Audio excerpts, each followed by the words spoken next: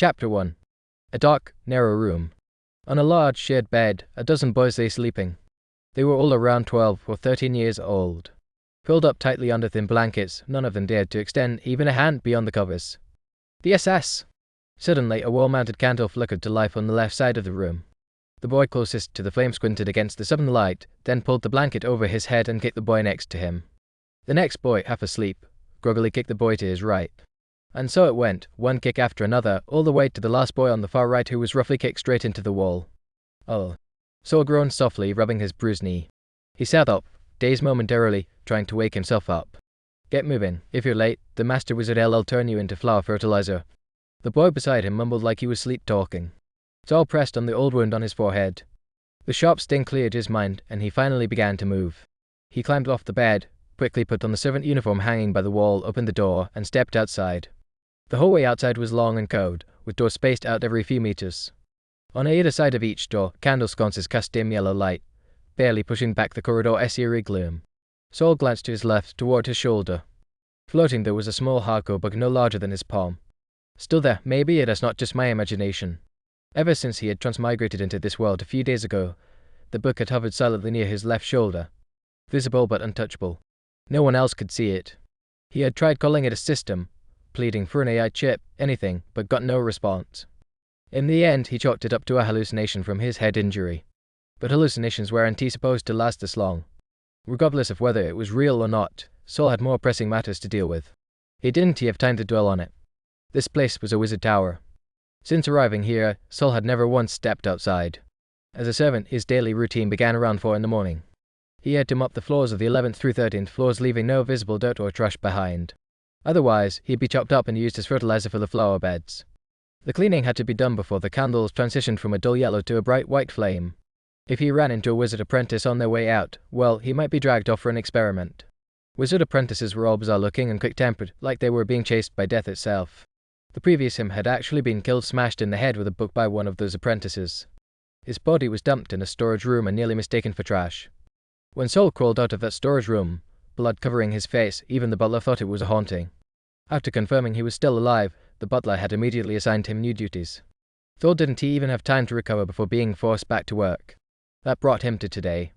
Finishing the thought, Saul headed to the storage room next to the dorm, collected a mop, a bucket, and a trash bin, and loaded them onto a small flat cart.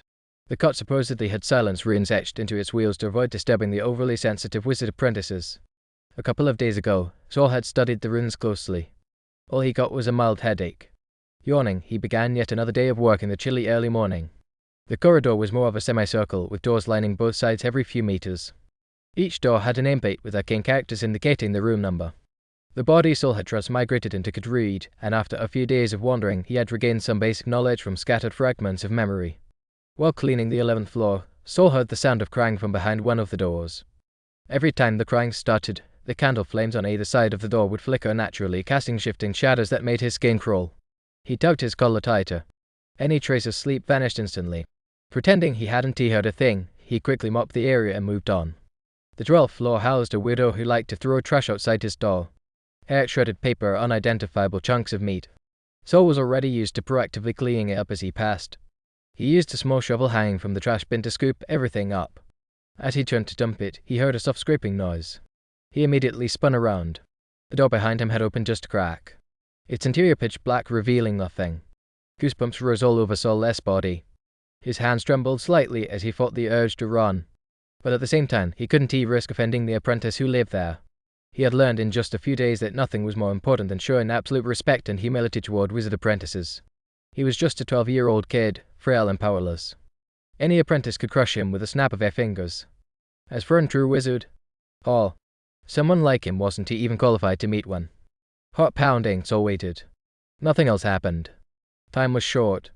Keeping one eye on the cracked door, he resumed mopping, inching past it cautiously. Eventually, the curve of the corridor blocked the door from view. Saul's shoulders relaxed slightly as he pushed the cart up the sloping hallway to the next level. The 13th floor. As a transmigrator, Saul was sensitive to this particular number. Even if he used to be a rational materialist, the strange, eerie world filled with wizards and monsters made him more than a little superstitious. Rumor had it that the last servant assigned to this floor had died here. Saul had cleaned this floor a few times already and hadn't noticed anything strange, but the place still made his skin crawl. That kind of irrational, primal fear like something unseen was watching him and never quite went away. He lowered his head and scrubbed the floor hard, trying to work the unease out of his system. But then it happened. As he passed a third door on the right, a pool of blood suddenly seeped out from beneath the door. Bright red. The stench of iron was strong and choking. One look told him this was no ordinary mess. The blood oozed to the center of the hallway before stopping. According to the Butler-esque rules, Saul had to clean up all visible stains. There was no exceptions. He tightened his grip on the mop and clenched his teeth, steeling himself to go forward. Just then, the hardcover book floating at his shoulder suddenly flew in front of him and flipped open with a rustling sound. Saul froze. It was the first time the book had reacted to anything. A surge of hope filled his chest. Could this be my golden finger finally activating to save me in a crisis? Still watching the blood from the corner of his eye, Saul focused on the book. It settled on a blank page. Lines of text rapidly appeared. May 21st, year 314 of the lunar calendar. While cleaning the hallway, you notice a pool of blood seeping from behind a door. Though afraid, you stepped forward anyway because if you didn't finish your task, you'd end up as flower fertilizer. But no matter how hard you scrubbed, the blood only spread. You looked down only to realize it wasn't the floor bleeding. It was you. The next day, a new dried corpse appeared in the tower-esque garbage room. Saul's legs went weak and he nearly collapsed into the trash bin behind him. He leaned on the mop handle to steady himself, staring at the pool of blood with lingering fear. So this book is a death warning system. In a place as creepy and deadly as this, that S, actually useful. He didn't think the book would lie to him. After all, what value did he have that was worth deceiving? Saul carefully maneuvered the cart to go around the bloodstain. But just then, the book in front of him changed again. You chose to avoid cleaning the blood out of fear. That morning, the butler summoned you for leaving the hallway unclean. The next day, the greenhouse gained some new fertilizer. He found your new stinky form surprisingly satisfying. Saul. Damn it. Either way, I am dead.